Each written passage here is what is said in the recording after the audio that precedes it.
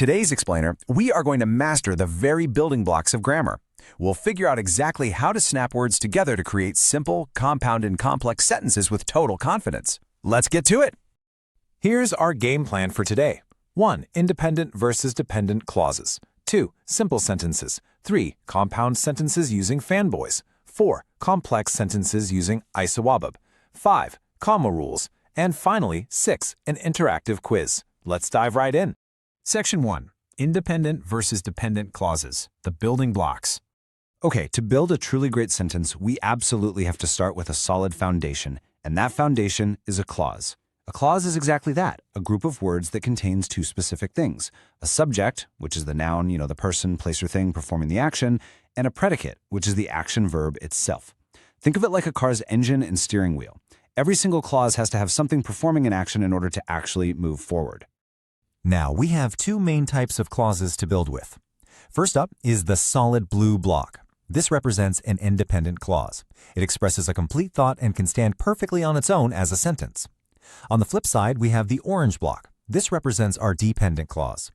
Now, while it still has a subject and a verb, it completely leaves you hanging. It's an incomplete thought, meaning it just cannot stand alone. It desperately needs help from a blue block to make any sense at all. Moving right along to Section 2. Simple sentences. One complete thought. Check out this beautifully simple sentence. Juan walked.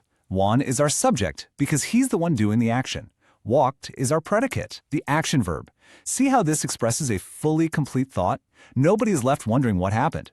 Because it contains exactly one independent clause, it's the absolute perfect example of a simple sentence. It is just one complete, solid blue block. Section 3. Compound sentences. Using FANBOYS. So, what if we want to join two of our independent blue blocks together? Well, we need some green glue words, which are called coordinating conjunctions. You can easily remember them using the super fun acronym FANBOYS. For, and, nor, but, or, yet, and so. Whenever you want to connect two perfectly equal independent blue sentences, you just reach into your grammar toolbox and pull out one of these green FANBOYS. Let's look at how this works. Sam likes soccer is a complete blue block, right? Ben likes basketball is another complete blue block. To join them together, we just drop in a comma and our green FANBOYS word but. Notice how perfectly that little green word but bridges the two independent ideas, showing us a contrast between what Sam likes and what Ben likes. Here's another great compound sentence. I was tired, so I went to bed. Again, we've got a complete blue thought on the left and a complete blue thought on the right. The comma followed by the green FANBOYS conjunction so safely links these two complete thoughts together. It shows cause and effect perfectly. All right, grammar detectives, it's time to shift gears. Section 4. Complex sentences using subordinate clauses. To build a complex sentence, we actually need a brand new set of tools. Enter our purple subordinating conjunctions. You can easily remember these with the funky word ISAWAWABUB. That stands for if, since, although, when, after, while, as, because, unless, and before. When you attach one of these magical purple words to the front of a perfectly good blue clause, it actually weakens it. It instantly turns it into a dependent orange block that can no longer stand on its own. Let's see this in action. It was raining used to be a complete thought, but if we add the purple word because to the front, it becomes because it was raining. See how that's now an orange dependent clause? It totally leaves us hanging. We have to finish it with a strong blue block. We stayed inside. So here's the absolute crucial point. When your dependent orange clause comes first in the sentence, we must place a comma right before the blue clause. But watch what happens as we flip the order around. We stayed inside because it was raining. When the strong blue independent clause comes first, it's actually powerful enough to hold the whole sentence up. So the comma magically disappears. You literally don't need a comma at all when the purple ISAWAWABUB word is right in the middle of the sentence. Let's talk a bit more about that.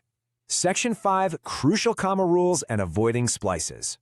Punctuation is basically the mortar holding all our grammar blocks together, and you absolutely must avoid the dreaded comma splice. What's that? Well, it's when you try to glue two independent blue clauses together using only a weak little comma.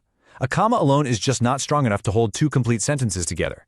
To fix this error, you have 3 valid options. You can add a green FANBOYS word right after the comma, change the comma to a period to make 2 separate sentences, or use a semicolon, which is actually strong enough to join them without a FANBOYS.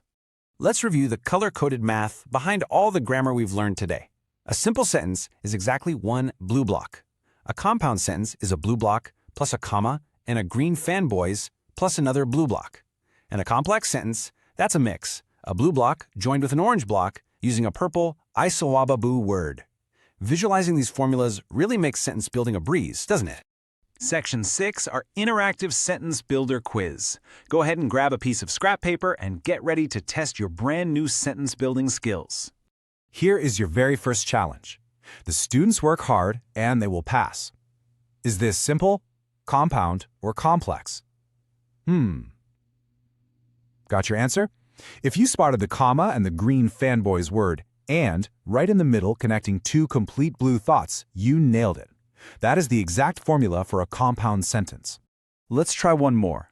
Because the students work hard, they will pass. Is this simple, compound, or complex? Take a really close look at the very first word. Did you spot the purple ISAWAWABUB word? Because that instantly turns the first part into an orange dependent clause, leaving us hanging right up until that comma. And that makes this a classic complex sentence. Wonderful job today, everyone! You now officially possess the ultimate building blocks to master absolutely any text. Just remember your colors, your FANBOYS, and your ISAWAWABUBs, and you are going to be writing incredibly dynamic sentences in no time. Thanks so much for learning with EduLauncher, your career counseling and tuition center. Now for my final question for you. Next time you read your absolute favorite book, will you be able to spot the hidden formulas holding every single page together? See you next time.